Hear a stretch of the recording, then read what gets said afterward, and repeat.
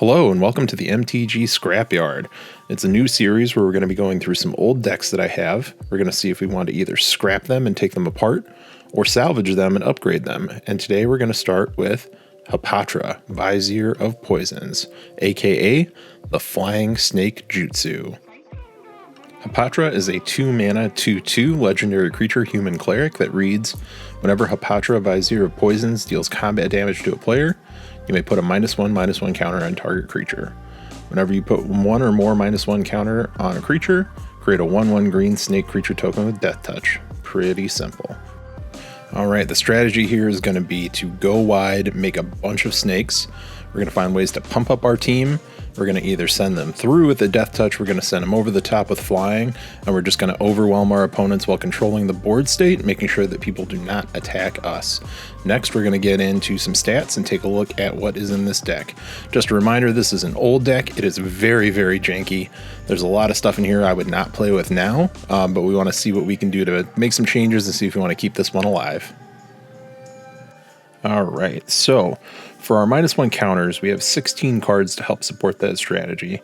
For our tribal support, we have a whole whopping 8 cards that impact snakes. There's 3 total win cons in the deck, and there's a whopping 40 lands in this deck, and most of them are terrible. Really cheap lands, really, bad to play tap lands, things of that nature.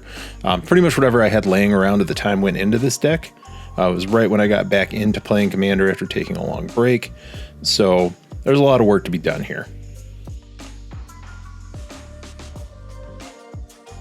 So first up for our -1 counter support, we have Fume Spitter, which is a 1-mana 1/1. Sacrifice it, put a -1 counter on target creature. Target your opponent's creatures early game to keep them off the board. Target your own creatures to get those snakes. Either way, pure value. We have Channeler Initiate, a 2-mana 3/4. When it enters the battlefield, put 3 -1 counters on a target creature you control, usually targeting itself.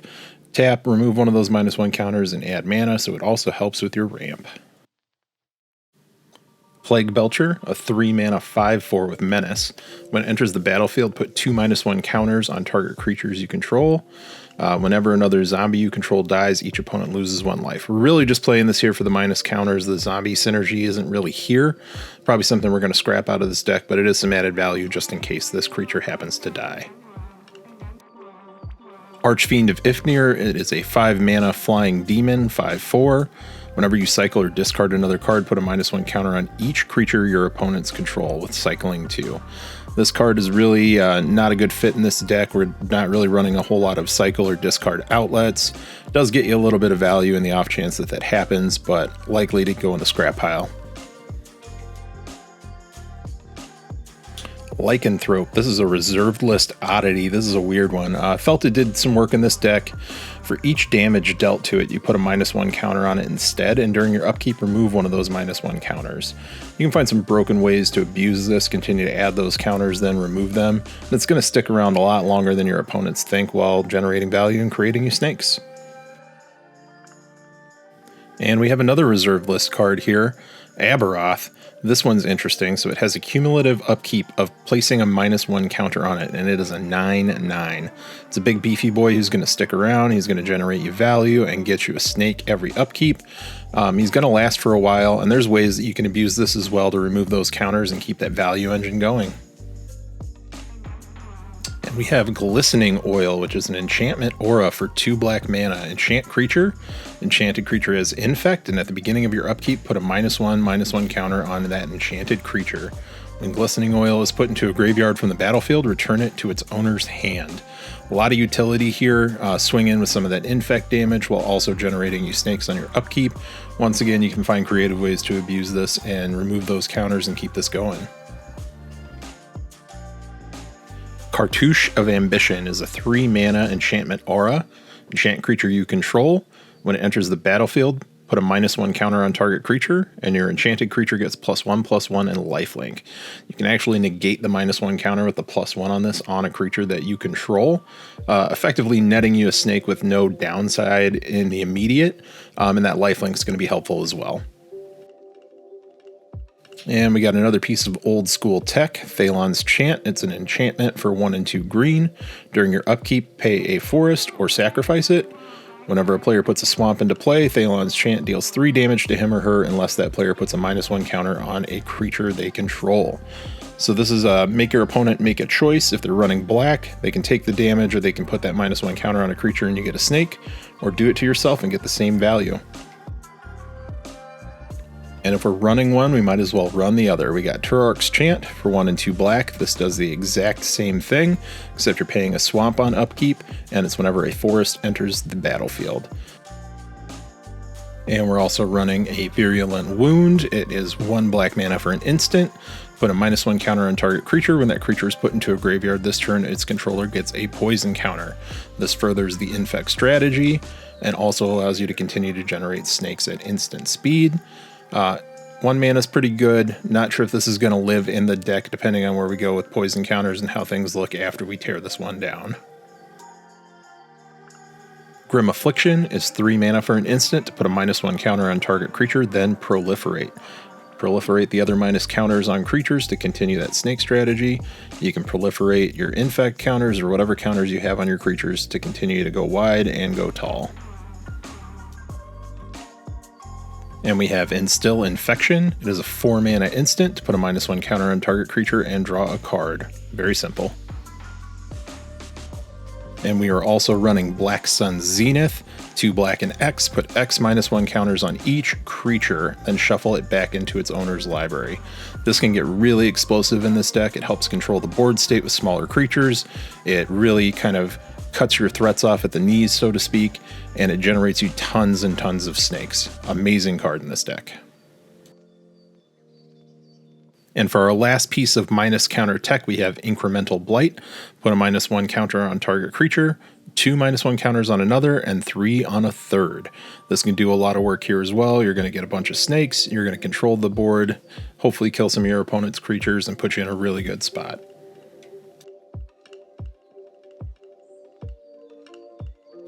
Alright, now we're going to talk about our Snake Tribal support. Let's see what cards we're running.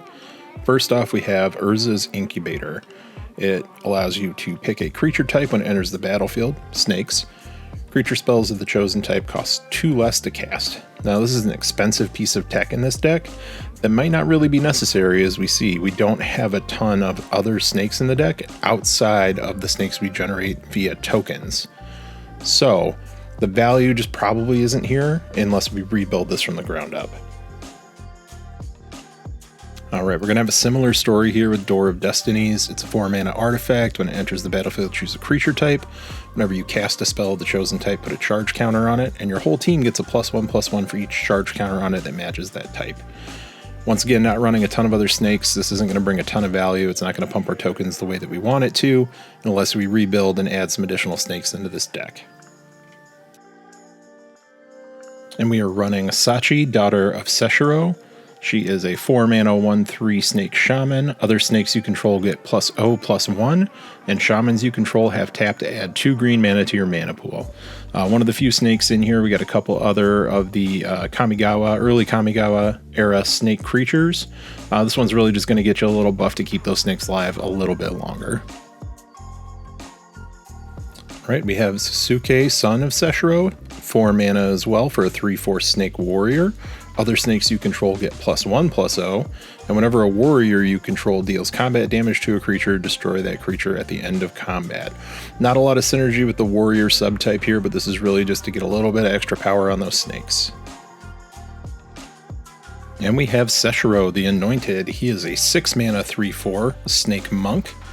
Other snakes you control get +2/+2, and whenever a snake you control deals combat damage to a player, you may draw a card. Really great for buffing your team. Even a 3/3 Death Touch snake is something you probably don't want to throw your creatures in front of unless you have to, and that draw a card ability is going to help us find answers. And arguably one of the worst cards in this deck right now is an 8 mana legendary creature spirit that's a 7/7 patron of the Orochi that has Snake Offering. You may play this card at any time you can play an instant by sacrificing a snake and paying the difference in mana cost between this and the sacrificed snake.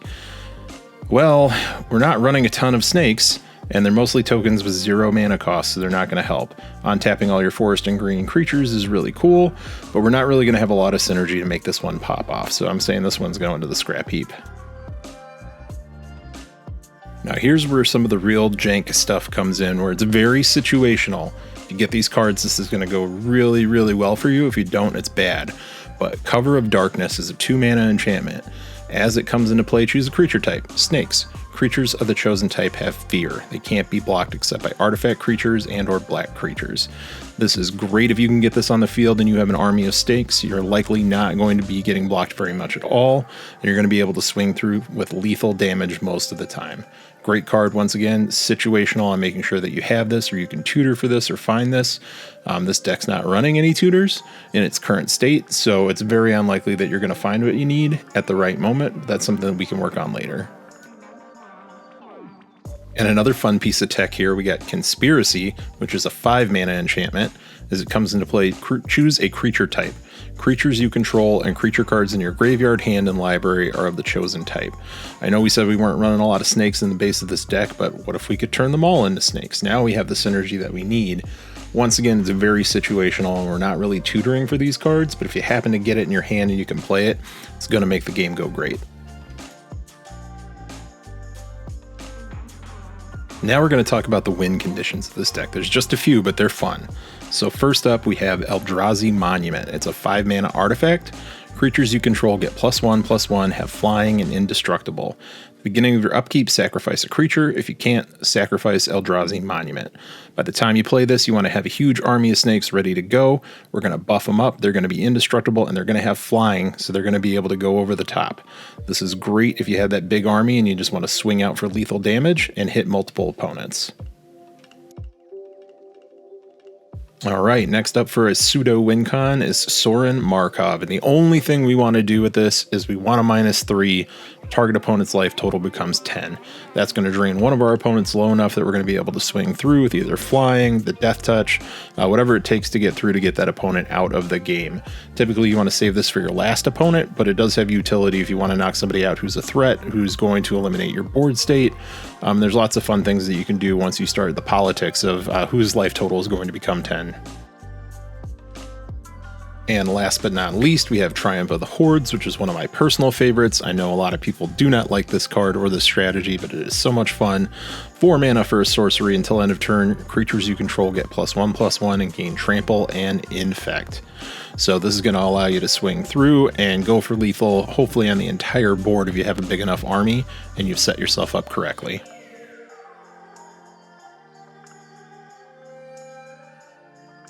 All right, and we got a couple of miscellaneous includes here as well that I thought were fun. We got Helm of Awakening to make things cost less. We got Regal Force, which is going to draw you a bunch of cards. And then Praetor's Council is going to put pretty much everything from your graveyard back into your hand. That way you can recur that value and play again if you can get enough mana to play it. Pretty expensive, but also really fun to do late game. We're briefly going to talk about the mana base, just showing some examples of some of the things that are in here. They're just not that great. We got things like Blighted Woodland, Ebon Stronghold, Everglades. We've got the Vivid Lands. We have, slow tap lands, things that just aren't going to serve our purpose to ramp out and get there quickly. We really want to swap out some of these lands for something better. All right, we're going to talk about some upgrades that we're going to make to this deck. It's not going to be a full upgrade video, just a couple things I found. But number one, Sakura Tribe Elder just seems like it should go in this deck. Snake Tribal, and you also get to go and search for a land. Stone Coil Serpent, you can bring that thing in and make it XX. Those minus counters will keep it alive if it's big enough, plus you get the synergy to make more snakes. And Lotus Cobra, of course, whenever you play a land, you add 1 mana of any color. It helps you ramp out, gets you where you need to go with the deck. Just a smart include. All right, now we're looking at Kindred Dominance. Choose a creature type. Destroy all creatures that aren't of the chosen type. Wipe the entire board except for your creatures. I don't know a lot of decks that are running snakes as the tribe, so this is going to add some value for you. Looking at some other creatures, Blight Mamba, it has Infect and you can regenerate it, which is always a good value for 2 mana. And then Wicker Bough Elder, it's 4 mana for a 4/4. And when it enters the battlefield, it has a -1/-1 counter on it. You can pay it green to remove that -1 counter from it to destroy target artifact or enchantment. So you have some targeted removal on a creature that also gets you a snake. Some other includes would be Obelisk Spider. It's a 1/4 with reach, and whenever it deals combat damage to a creature, put a -1 counter on that creature, getting you a snake.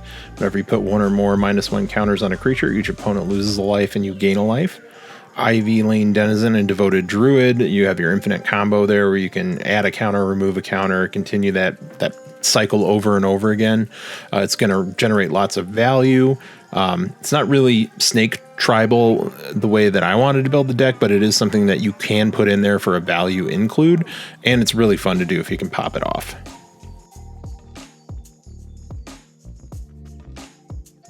And lastly, we're looking at Blowfly Infestation. Whenever a creature is put into a graveyard from play, if it had a -1 counter on it, put a -1 counter on target creature.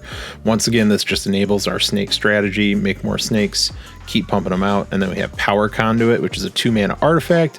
Tap it to remove a counter from a permanent, put a charge counter on target artifact, or put a 1/1 counter on target creature. This allows us to abuse things like Aberoth, things like Lycanthrope, where we can continue to add those -1 counters and then remove them, and just keep generating value. All right, after looking through this deck, this is definitely something that I want to salvage. I played through with the base deck and it did okay, but with the upgrades that we talked about, I think this could really be something special. And I look forward to looking through more decks. I've got so many decks that need upgrades, that need to be torn down, ones that I need to take apart and remove pieces from. So we have a lot more content that we can create here, and it's really something fun that I like to do. And I'd like for everyone to share their opinions too on what kind of includes you would have on a deck like this, if this is something that you would play. But keep your eyes out for more. And once again, thank you very much.